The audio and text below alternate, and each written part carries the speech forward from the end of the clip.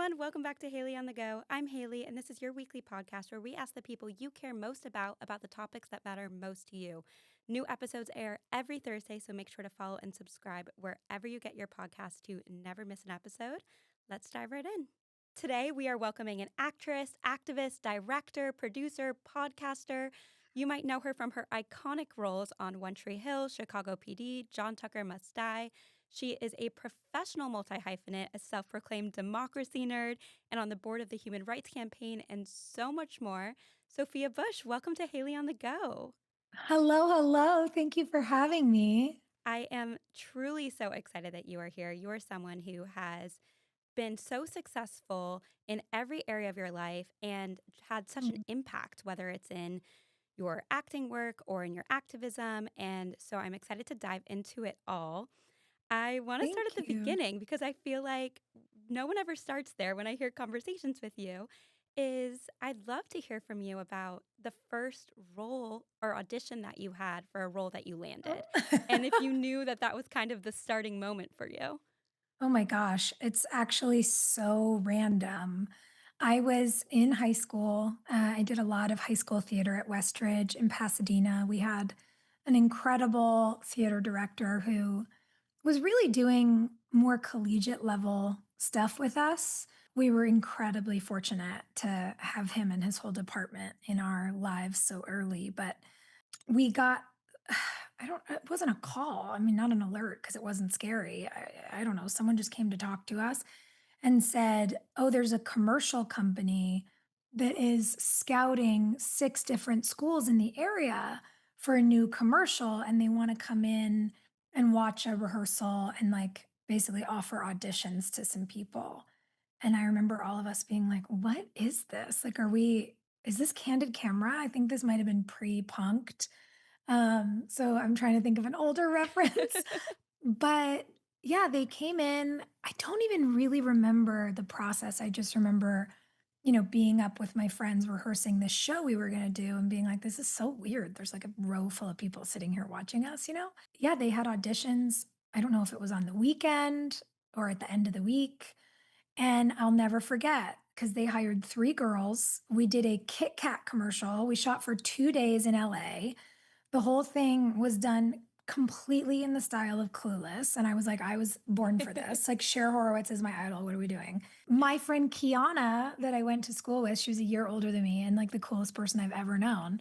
Kiana and I both booked the commercial, and then one girl from another school. That's so And fun. so, it was so cool, and it was like I was 15, I got into SAG because of it. Oh, wow. And I used my commercial earnings from this, national ad that ran for a little while to pay my dues to get into the Screen Actors Guild and to pay for my first car. That was how I bought myself a car so I could drive myself to school. Oh my gosh, I love that. And I love you got to Yeah. do it with a friend. Yeah, it And was who would have so thought cool. Kit Kat commercial to where you are now? What a fun Mhm. start. It was We great. have to talk about One Tree Hill and give the people what they want. Of course, So, always. chat a little bit about it. I love that show. It was definitely one of my favorite shows in high school, probably one of my comfort shows now that I turn to whenever I need to feel good. A little Yeah. anecdote is my childhood best friend and I always refer to ourselves as the Brooke to our Haley. We thought that was like the best Oh, friendship in that show. I love that. It was so great. But you, I think, are like the main character of that show. However, you weren't in the first episode. I mean, we were definitely an ensemble show, but that is very sweet. It is pretty weird, because by the time we got to the end, Brooke Davis was actually the character in the most episodes. I was in Mhm. 186 of 187 episodes of One Tree Hill. And yeah, what a crazy thing. I'll never forget. We had this producer, this New York guy who like every other word out of his mouth was an F-bomb, who was a total character. And he ran a company that had produced a few pilots that year. I did a pilot for ABC, and One Tree Hill was a pilot for the WB.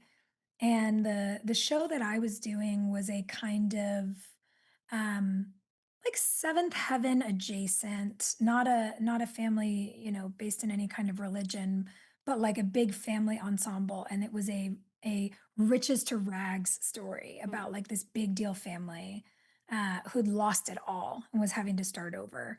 Logan Lerman, who's an incredibly famous actor now, so talented, so amazing, played my little brother.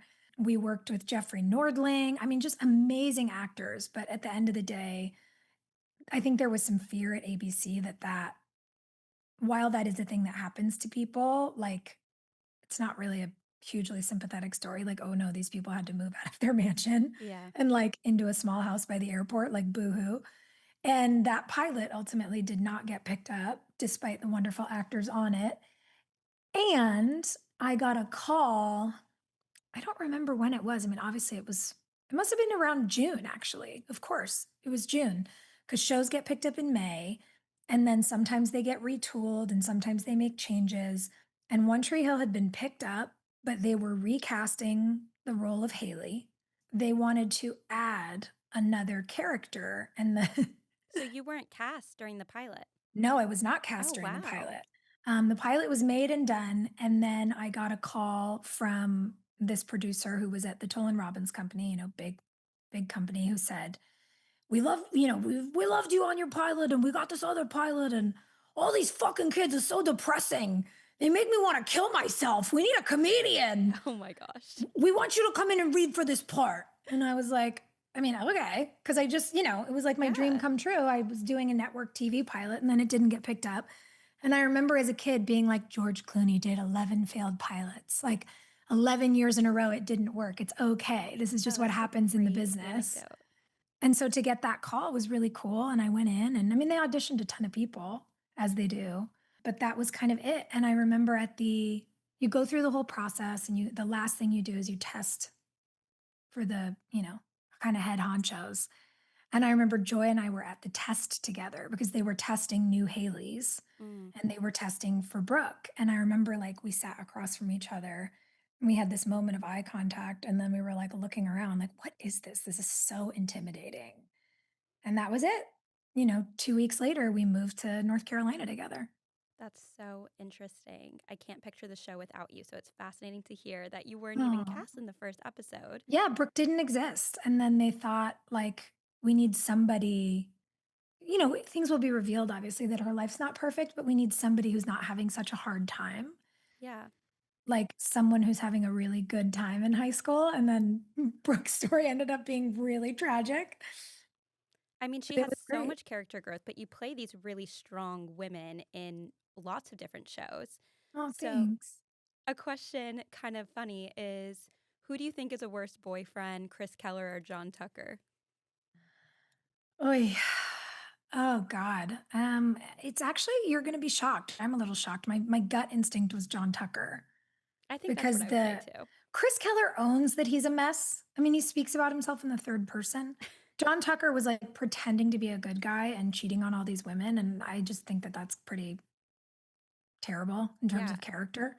Um, if you want to be that guy, if you want to be like the playboy of the year, like just tell people and then go do whatever you want.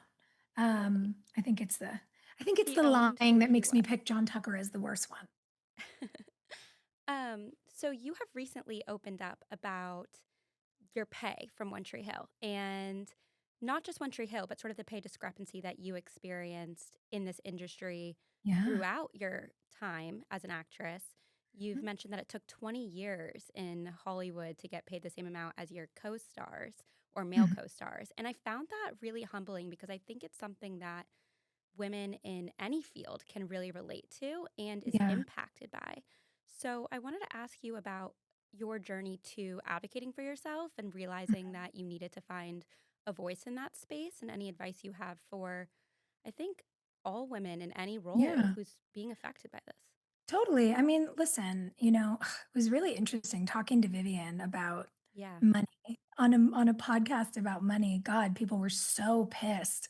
And I was like, I don't know why you're mad. Like one of the first things I said was, I still think it's amazing to make a living doing this job. Oh, Like, yeah. there's nobody more grateful for this than me. But in the same way that we're talking about the incredible disparities that the women in the WNBA face to the men in the NBA, you know, it's it's just not right. And when you think about viewership and you think about, who's helping to build something, I think the disparities are incredibly problematic, frankly, in every industry, whether you're a professor, a Yeah. professional athlete, an artist.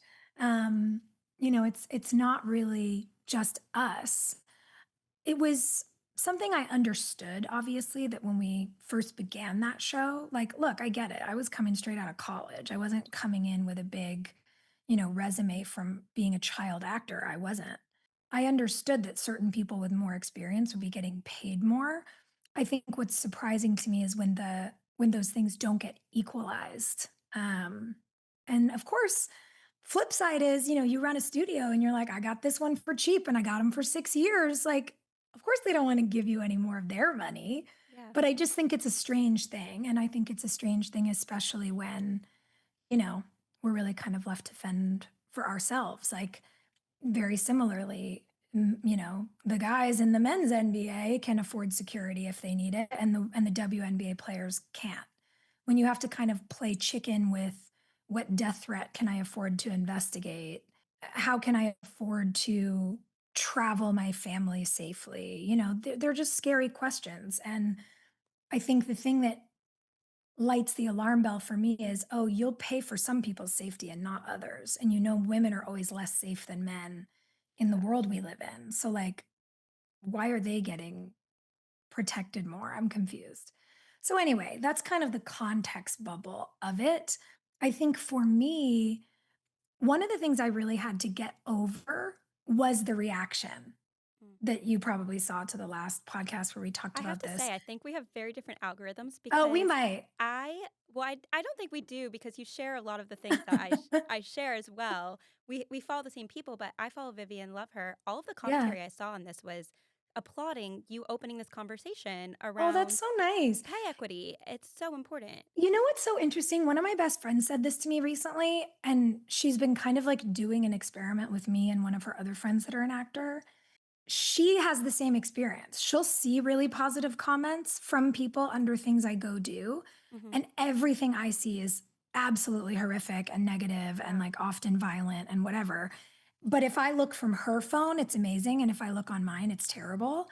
Mm. And she was saying this for another friend of hers who works in TV, and we were like, "Oh, do you think the algorithms, like if you're a public figure, are programmed to show you hate Oh, wow. so that you feel like you have to engage or like defend yourself, or you keep looking because you can't figure out why people are so upset?" Like, we're so trained not to take the positive to heart, to be like, "Oh, that's really nice. Thanks so Yeah. much, but like I'm good." You got to stay humble, like don't let that affect your ego, whatever. And I wonder if they have found that people stay on the platforms longer if they're met with negativity. I'm curious about it, but I anyway, think that's really tangential. interesting. Yeah. But for me, I think what felt really important about having the conversation was knowing that this is true for so many of my friends in so many industries. Again, whether they're athletes, whether they work in nursing, whether they're school teachers, like, women just aren't getting paid fairly. And there's this big misconception that it's illegal to pay people differently based on gender. It is not. It is not. We we ratified the ERA finally in 2020. We got the 38th state to sign off, and the Republican controlled Congress at the time said, "It took you too long to ratify this constitutional amendment. We're not going to honor it." And so there is actually no amendment demanding our equal rights.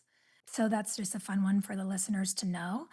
And I think figuring out in my own life, and then alongside all my friends going through the same realization, that we were getting paid less than the men in the room, no matter what career we were doing, it's just not right. I was able, to advocate for myself finally, 20 years into doing a job, because I was hired first on a show and was the title character and the number one on the call sheet. When my male co lead, who, by the way, I was like the most excited to work with and love forever, it's not about him. Somebody's going to be like, "Ooh, they had a problem." No, Like, that's my homie for life. Yeah. But when he was hired, we were we were in the point of work where deals were getting done, but we hadn't started filming. And I finally had the leverage to say, oh, now we're casting our number two on the call sheet. I'm, what's his deal memo? Like, what are his points? Yeah. And we were able to argue that they needed to be matched. And it was unbelievable to me how much better my deal got.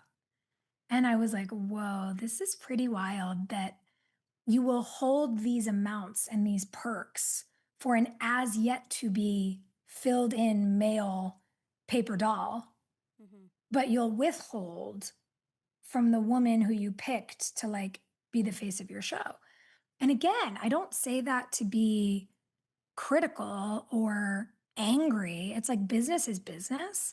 But I think unless we can look at the folks doing the math in our companies and say, like, why is it like this? And they go, oh, actually, you're right. That is kind of weird. Like, we have to advocate if we want it to change.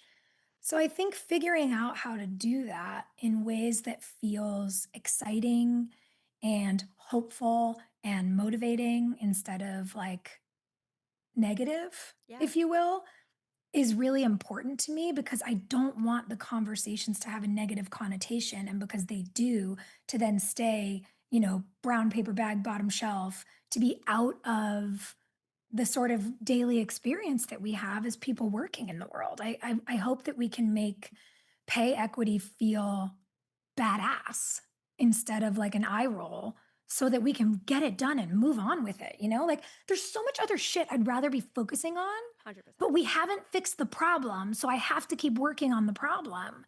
And it's like, please God, let's fix it so we can move on. Well, no, I think that that is exactly why it's so critical to have people like you in public spaces speaking out. I mean, another tidbit for the audience that is equally as unuplifting about than your ERA comment is that this year new data came out that for the second year in a row the pay gap is widening, and that's the first Mhm. time that has ever happened since they started tracking the pay gap back in the Yeah. 1960s.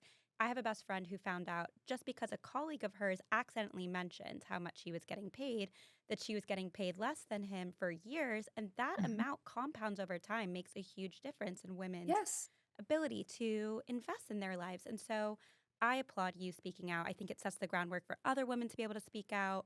And I did not see any criticism around it. But I do know Well, that that's that so is. nice.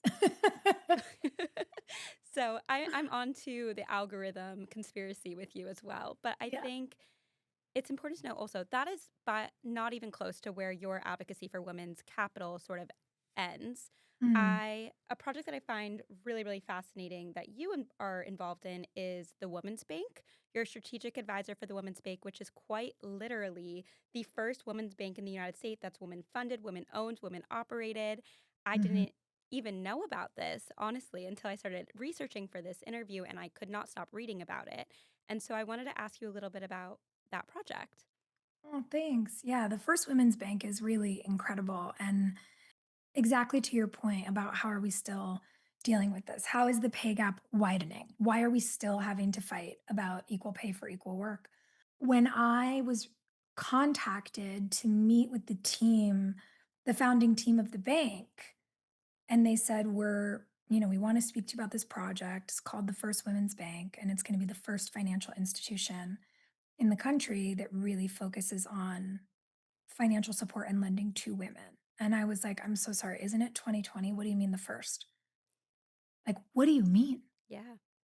And I know all the data. I know that women are getting, whatever it is now, 3% of like VC funding or under 2.7. I know that less than 1% of all medical research dollars go to women. I know that we were never included in a clinical trial before 1993. And fun fact, we weren't allowed to wear pants on the floor of government until 1993 either. Like, just things that are so insane when you think Yeah. about them. The idea that my mother was born in an era where she could not get a credit card without a man's signature, where she could not rent an apartment without a man. Like, people act like women have it so easy. And it's like, no, literally, our moms didn't have the rights we Yeah. have. And now they're going away, by the way. They're trying to reverse one generation of progress for 51% of the population and act like it's woke, like, get the fuck out of here with that. When the bank was brought to me as a project, I was so excited because a lot of the women that I knew from the Obama years at the White House, women who ran the Small Business Association, who worked so hard to increase the availability of support to small business owners around America, to build not only more robust communities but a more robust national economy, like people who know that we can do these big hard things, as a Yeah. country and on our own city blocks. I was like, "Oh my god, I love you all. I can't wait for the Zoom." And then I found out that Billie Jean King, also a co-founder of the bank, who I just love with my whole soul, who I know from political advocacy. When I took my first meeting, I was like, "Oh, well this is obvious." Like Gloria Steinem didn't do anything without Dorothy, and I don't do anything in the world of women's advocacy or finance without my best friend Nia. Mm. And I said to the ladies, I was like, "This is so cool. I'm obsessed with your team. I- Like, we come as a package deal." And they were like, "Oh my God, really?" They were so excited. They were like, "We follow Nia's work and she's just so impressive. And we know what boards she's on." And I was like, I "Yeah, no, love like everyone thinks I'm cool." And I'm like, "Just me and my best friend, and you'll realize who the coolest person in the room is." And so I happened to get lucky. It was lockdown. We were a little less busy, still trying to figure out how to work from Zoom. I called her and she was free and she got on the Zoom, and like, a 45-minute Zoom turned into 2.5 hours. And that was it. And we've been on the strategic advisory board ever since. And we just feel really, really proud of the work that we're able to do because women do it differently. Lots of small business owners will go to a bank with a business plan and apply for a loan so they can start their food truck or open a coffee shop or, whatever incredible thing they're trying to do. And they'll be turned away because something's not quite right, but no one tells them what. Mm. And one of the things that our bank does is works with people to say, here's what will get you lending ready. Here's where a traditional debt structure, like a loan, might be great for you, or your business might be better suited for venture. And like, here's where to go to do that. It is a more holistic fiscal support system, which people will say, wow, that's a lot of extra work. And it's like, well, sure, but it's also actually a great way to de-risk your investment. And that's very much the strategy that Nia and I employ at our investment fund as well at Union Heritage. So our venture work comes with an incredible amount of early stage support and platform support for founders we invest in, because we believe not only do they need the support they're not getting from anyone else, but if we give it to them and we help them build smarter, our investments are safer. So it's really cool for us to, as partners, get to straddle these worlds, this like, traditional debt world and this venture world, and work to make things sing a little bit better for people in general. I think what is really, really cool about the bank and your venture work is you brought up the statistic about less than 2% of funding or 3% of funding go to women. It's even less than that for women of color. But Mhm. sort of base that narrative in women aren't getting the funding, but very rarely talk about the fact that there is such few women giving out dollars or in charge of That's where the it. dollars go. That's it. Yes, and it's less than 10% of venture capitalist partners are women. And so Yeah. rewriting that narrative will help that percentage of women getting money so much. So it's so Yeah. impactful the work that you're doing. It's really exciting to hear about it. I Thank know you. another area that you have invested in recently has been the National Women's Soccer League Angel City team. It Mhm. is so exciting to see female athletes get just a sliver of the recognition that they I deserve know. recently. Tell me a bit about the team and the work there. Um, I'm gonna talk about Angel City in one sec because you love a stat. I want to give you one I more love just a because I stat. think it's so important. So, Fast Company just released this article last week about the future for women investors, and literally it's titled "The Future for Women Investors is in Danger." And only about 10% of venture funds ever make it to a fourth vintage, a fourth fund, and of those, only 5 to 10% are led by women. Wow. And it was such a sobering statistic, and Nia and I were talking about it, and we were like, "Well, we just had our first close of our second fund, so we're really beating the odds here." Yeah. And also, I hate that. I hate Like, that, but I'm grateful you're doing it because we need people who are going to push that forward. yeah, so, I'm so proud of us, and I'm also just so furious in general that these arenas are being so gate kept, Yeah. particularly when you see the other statistics about how uh, funds that are atypical, so, women led or minority led or whatever it might be, often outperform traditional funds. And Mm. you're like, the more perspectives you have in a room, the better your business gets. We know this. We have proven this over and over and over again. ROI increases when your C suite is diversified. And it's like, why are we still pretending we don't know this? And it doesn't mean taking a job from anyone else. It means just making more space for people to be at the work table. It is a really good segue into the sports world because for so long, people would say, well, the only reason, women's sports don't get the money is because nobody watches them. Nobody was watching women's sports because they weren't on fucking prime time. Exactly. They weren't getting the ad dollars. They weren't even getting TV time slots. Yes, they were not getting time slots. No one was putting them in prime time. And then they'd say, oh, viewership is so abysmal. Like everyone's at work on a Tuesday at 11 a.m., babe. Yeah. Nobody's watching a sports game. It's not 6 p.m. on Sunday. And so it's been really exciting to watch, again, women in C suites. Andrea Brimmer at Ally Bank changed the game. She made an announcement, by the way, without even consulting the head of the bank, which I'm obsessed with for her, and said, we're going to spend dollar for dollar on men's and women's sports. I love And that. everyone was like, you're not going to be able to. And she was like, then you better give me space to buy women's sports. And women started moving into prime time. And when you look at, I mean, all of it, the fact that our girls on the national team made pennies on the dollar to what the men make, have Yeah. higher viewership than the men, won more championships than the men. Like, what are we talking about here? I remember years ago during One World Cup being asked to go on, Fox Sports does a great sports show that focuses on soccer. And they asked me to go and talk about it as a big fan. And it was when the national team whomped the team from Thailand. Oh, And they were like, oh, these girls, they should really lighten up. They're being unkind to the Thai team. And I was like, did anybody ever tell Kobe Bryant he was unkind when he scored 87 points in one game it's crazy. on The his opponent? Like, standard is so what are we different. talking about? They're gladiators. They're not having a fucking tea party. And so it's like this stuff makes me nuts. And I think until we're ready to look at all the messaging, all the disparity, all the lack of investment, all the lack of access for viewers in the first place, we're not going to fix anything. And that's why I was so enamored by Natalie and Kara and Julie's vision for Angel City. What those women decided to do, decided to build, because they said, well, we can't be it if we can't see it, and nobody can be it if it doesn't exist. So how do we shift the attention on a team? How do we use what LA does best, movie making and television, to elevate the National Women's Soccer League?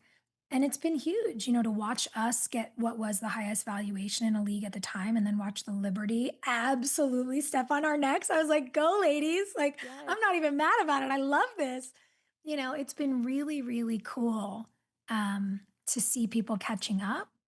And I think my only hope is that folks who've been gatekeeping the men's teams don't just come in to now gobble up all the pie in the women's teams because they're the only ones who can afford to. Yeah. I think everything we're talking about trickles down to every layer of women's work and women's industries. I was thinking when you were talking about the Thai team, the story of when they tell Simone Biles to smile more and she says smiling doesn't win gold medals. Yeah. It's just such a crazy standard that we hold women to. I want to transition over to a different area of your life a bit. Okay. You are on the board of the Human Rights Campaign, a position Yeah. you were appointed to in 2024 before Mhm. the election. So, a very Yeah. different political landscape than we are in right now. I wanted to hear from you about how it has been being part of the largest civil rights organization for LGBTQ plus people in this country during this administration. Yeah. Everything is terrible for everyone in this administration, even the people that are supposedly doing well. Like, people who thought they won. I mean, I look at our incredible farmers around the country and these people who thought the president was going to have their backs, and Yeah. he's bottomed out their life savings. Yeah. People are going bankrupt. The vice president is invested in a company that buys bankrupt farms for pennies on the dollar and sells them to overseas real estate holders. Like, the corruption is just, it's it's so enormous for everyone, not just for queer people, not just for women, not just for people of color, not just for the folks, the incredible working class folks who put food on our tables every day. Like, it's bad for everybody except the billionaires. Mm. And I think the incredible thing about our country is that theoretically anybody can come here and make something of themselves, but that incredible ability, that potential is being siphoned off to create immense wealth for just a few. And that's where I think we get a problem. Like, be rich. You want to have a jet? Great. It shouldn't be a tax write off. Your yacht shouldn't be a tax write off. And you know what? If you own a jet and a yacht and five houses around the world, maybe you're good. Maybe now you pay 70% in taxes because you can afford it. Like, enough. It's actually how we built the middle class in America. Like, really rich people used to pay their fair share. Yeah. And now everyone's like, less taxes. I'm like, that's not how this works, guys. We had Mark on the pod, Mark Cuban, and he said the most patriotic thing you can do is pay your taxes. It's so true. It's so true. If you're rich enough to have $1 billion, you're going to live just fine on 250 million. And Exactly. by the way, you didn't make $1 billion. Your workers made $1 billion for your company, and they Yeah. should participate. They should have health care. There's no reason that people like you and I should be subsidizing food stamps for Walmart employees while the Waltons are worth hundreds of billions of dollars. 100%. Like, what are Also, we I'm happy talking for my about? tax dollars to go to those things. I really Oh, am. by the way, absolutely. I would Yeah. much rather my tax dollars go to that than to whatever the fuck the president's doing in Venezuela, but here we are. And so I just feel like it's really important, at least for me, any room I walk into where I get to be an advocate, I'm not just advocating for my own story. I'm advocating for my neighbors who live a completely different life, a completely different way, who do a completely different job. It is not lost on me that the reason you live anywhere is a community project. And when I think about our prior topic about investing, you would never continue to write checks into a company that was lighting your money on fire. Yeah. When we are not supporting the American people with essential goods and services, which we can absolutely afford, so that the president can have crypto and like send $40 billion to his bros in another country, which is probably some sort of scam, allegedly, we've heard, we're not investing smartly. And so I wish we had smarter people running the quote fund that is this nation, if you think about it that way. So that's like the landscape for me, or the backdrop rather. Like, the back of the movie set is like Yeah. us. It's the whole community. It's my neighbors literally next door, and it's my neighbors in the UP in Michigan. Yep. When I think about the HRC, they are an organization that has been so important to my life. Like, I grew up going to pride marches with my parents in a stroller. I have always tried to step out and step up on the front lines of advocacy and equality for people. God, I think back to just the fury around Prop 8, what felt like the worst positions people could take, the ways they would be the cruelest to each other at that time. I went out and campaigned very aggressively for President Obama and against Mitt Romney. I was like, that man does not believe in equal protections under the law. And now I'm like, Mitt Romney, please come back. Any sort of sane Republican. What's happening? I was lucky enough to be given an award for advocacy by the HRC. I think it must have been like 10 years ago now, Mm. which I have in my like little closet where I keep those things. And Yeah. it's like the Ally Award. And I'm like, LOL. Um, and it's really pretty incredible, all these years later, all the work I've done with and alongside the organization to have been at this like very incredible conference, this global gathering for people working on issues of equity, and to spend a long weekend with the president of the HRC, with Kelly Robinson, who's just the most amazing orator and advocate we have. And she looked at me and was like, "You got to be on the board." Like, you have to be on the board. We need your energy here." And I was like, "Tell me where to sign. What are we doing?" Yeah. And, over the last year, it was very hard to come so close to goodness in the last Mm. election, so close to saying we're not going to elect people who copy Hitler speeches. We're not going to elect people who call our neighbors vermin. We're not going to elect fascists who think it's cool to beat and jail people like this. It's hard to lose it. But I think one of the things that was so gorgeous for me was being in a sustained fight and seeing inside the mechanism, the massive machine, as you said, of the largest civil rights organization for us on the planet, and to watch how granular they get and how they support all these local chapters and all these local folks everywhere. How they really continuously try to lean people onto the end of the seesaw that is, pushing the moral arc of the universe toward justice, as the adage goes. Like, in the darkest times, I think service and community are the light. And so to be a part of an org like that for me is just like fantastic.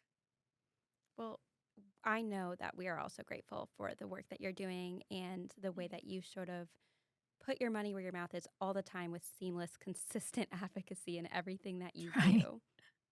I am trying. It's like I can't do it all. And I feel like anytime I take a day, for myself or to be with my family, I like get back on the internet the next day and I'm like, what happened?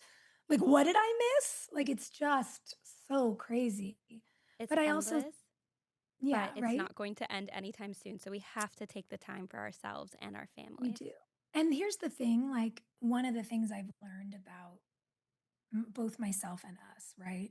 About how to do this best is when you decentralize a power structure, which is the whole point of community organizing, y- you're running a relay, you're not running a marathon. Hmm. There's always someone in your cohort to pass a baton to. And what I've had to learn in recent years is like it's okay. I don't have to talk about every issue. I don't have to cover every breaking news. I don't have to always be on.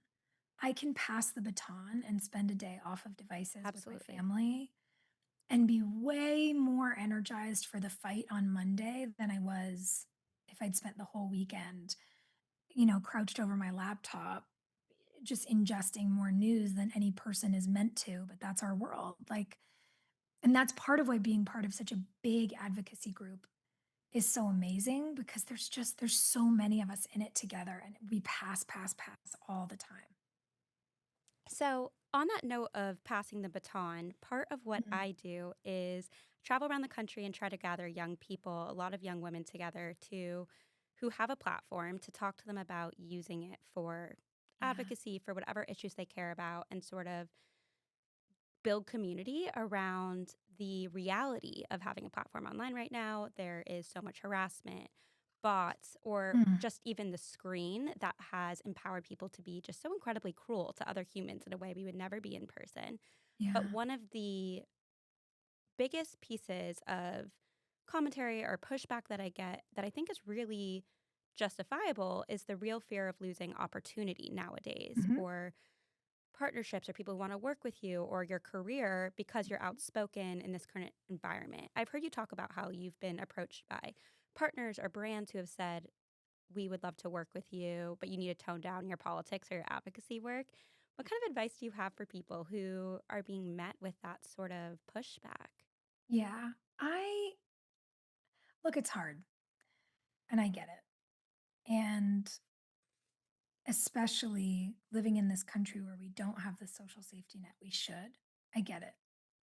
So many of us, our healthcare is tied to work or our ability to pay our bills is tied to work. I mean, I think the sort of misnomer about our industry is that like everyone's just rolling in Yeah, cash all the time. And it's like, no, most people are working paycheck to paycheck and trying to figure it out. And I intimately understand how hard that is, and I also understand that I'm really bullheaded. So for better or worse, I can be kind of impossible about justice. And B, I'm speaking from my relative privilege of saying, like, I know I'll figure out how to pay the bills another way if I don't get this opportunity. But what I can't do is live with myself if I silence myself for somebody else. Like, it feels to me like letting bullies win, Mm, you know? And that's kind of the first part of it. And the second part is, look, you also have to figure out how to listen to yourself and how to take care of your mental health, yeah. because not everybody can do the things that come with the level of pushback. Like even when you talked about the podcast, I'm like, I don't want to say I'm triggered. It's not like capital T No, I trauma, know, but but I saw the reaction. I felt bad for yeah, them. I'm Yeah. immediately like, oh God, that was a really rough week on the internet for me. Like I'm affected by that stuff. Yeah. How You're could you human. not be? And so I understand, it's not just like post it, send it, that's it. All of it's hard. So there's the threat of fiscal impact, there's the very real, mental impact side effect. And I want to acknowledge all of those things. And then also say, like, look, for me, this is just the way I'm wired. This is what I think I'm here for. I also want to say to people that I think when we hit these inflection points, there's so much strength in numbers. Yeah. So if you meet with a room full of people, maybe if one person were to post about an issue, they might be a target. But if 40 people post about the issue on the same day, it's different. Yeah. And I think using your platform, especially if you can do it in cohort with other people, there's strength in numbers. And I think everyone just has to decide, like, what's the thing they want to go to bed feeling proud of? And what's your capacity for risk? And it's okay to answer those questions really honestly for yourself. It is really okay for people to answer and have their own barometer nowadays. Yeah. I want to wrap us up by asking you a little bit of a more lighthearted questions Okay. too, but I could talk to you forever I'm about like, and politics. we're going So, to fix democracy. We yes, can be we funny are. too, I We're going swear. to do it. But something I love about you is that you are a forever learner. I Mm, think it is crazy to me that we go to school until we're 18, or if you go to college, 21 or right? 22, and then people just stop learning. Like the average adult does not read a book in a year. I wanted to ask you if there is something that you have learned lately that has tickled your brain. There's there's obviously a million things all the time, especially Yes. for me, like, as a journalism student, like news junkie. I'm always reading everything, which actually can be problematic because I find, like, I'll dive into a medical journal or I'll be reading like 10 articles, or I'm like so deep in my news feed, making sure I'm caught up on all the things from the day. And then I'll look up and be like, oh, 4 books I've ordered have arrived and I haven't even opened one of Oh, I'm the them. same way. My pile of books on the coffee table is like, It's so bad. So I'm actually I'm trying once a day to set an alarm and a 30-minute timer and just be like, just read for 30 minutes in a book. No, not news, a book. that's great. So that's one thing I will recommend for folks if they're struggling with that also. The thing I learned recently that is absolutely tickling my brain is that there is a kind of snail that can regenerate its eyes. They're called apple snails. They have obviously a I love technical it. name that I can't pronounce, so I'm not going to do that for you. But it's called a golden apple snail. It's a freshwater snail species from South America. They're now invasive, which is not great, but climate change is real. So that's the Mhm. side effect. They're incredible for lab work. They Oh, can re they have camera type eyes, which is the same kind of eyes we have, yeah. and they can regenerate their eyes Wow. after damage, after severing. Like, it's the most incredible thing. And so there are now researchers studying these snails, trying to figure out if they can get to the bottom of how they regenerate their full Wait, eyeballs this is amazing. so that people who lose their eyesight in accidents, people with cataracts, glaucoma, like Yeah, my mom any has of these glaucoma. things. I'm like, let's Yes, get this going. yes. So now they are studying them, and part of why the scientists love them so much is because they they breed like crazy because they're pests. So they Wow. have so many snails to study, and it's just like it's crazy. I absolutely crazy. So they have a protective cornea, they have a lens that focuses light like we do, they have a retina, like they have all the things that we need. And so they're going to see if they can figure out how to regenerate human eyeballs thanks to these freaking snails. wait, I love this. We love I know. science. I love medical research, and I love learning. This is You such a and great me plug both. for learning random facts. Yeah.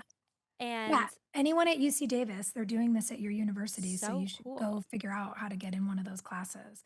I want to wrap us up by asking you one last thing. So, I am Okay. a quotes girl to my core. I have a Ugh, list of quotes in my notes app at all times that I'm constantly adding to and I use as affirmations, as grounding, oh, I as love values. that. And one of the things that I've heard you say that I actually added to my quotes list was that being underestimated is your greatest fuel. Mm. And I resonated with that so deeply. And I think a lot of my audience of young women probably will too. And so I wanted to wrap this up by asking you what that means to you and advice for the women who are, or anyone who is constantly underestimated. Yeah. Some days I want to be really inspired. I want to be like, we're going to do it. Hope core, all the Totally. things. And some days, the world is balanced. Like Yeah. some days are shitty and we need a little piss and vinegar. And it's 100%. one of those things for me where I just think to myself, like, okay, in the spirit of Dolly Parton, go ahead, think I'm stupid or Yeah. think I can't do this or say this is impossible and I'm going to prove you wrong. Sometimes I think when everything, and look, to be clear, I'm not like calling in disasters like universe. No, no, don't do that. But I think sometimes when everything is really going incredibly well, you can kind of coast. Maybe you stop learning. Maybe you Yeah. stop trying to tinker with something or fix something. I think a little pushback instead of being the thing that makes you want to quit or roll your eyes or be so mad, use it. Like, Yeah. when you think about building muscles, it requires pushback, it requires resistance. You get strong when you encounter resistance if you push back. And so, anytime someone underestimates you, just be like, "Mm, thanks for being my spiritual personal trainer today. I'm gonna prove you wrong. I'm gonna do one more set." I And love like that. keep it going. I Yeah. think I think for me, I've done a lot of work particularly in this last decade, about how do I take my version of the experiences we all carry, the good, the bad, and the ugly, whatever my trauma is, whatever hardship I've had, whatever hardship I know came generations through my family, like all the things. How can I be an alchemist in my generation? How can I transmute these things into fuel for good? Mm. What can I shift this into? And how might that change the world around me? And so yeah, when somebody underestimates me, I'm just like, thank you. Thank you so much. I needed that. Let your haters be your motivators. I love Let me it. tell you Sophia, thank what. you so much for chatting with us. Truly such a fascinating conversation and so grateful for all Thank that you you. do. I know. I'm so glad we finally got to do this and connect. Thank you so much. Thank Also, you. I'm like, wait, will you make your affirmations list a shared note? Oh, Like, yeah, what's our plan absolutely. here? I'll send them. Thanks so much for today. This has been really fun. Thank you. Have a good one.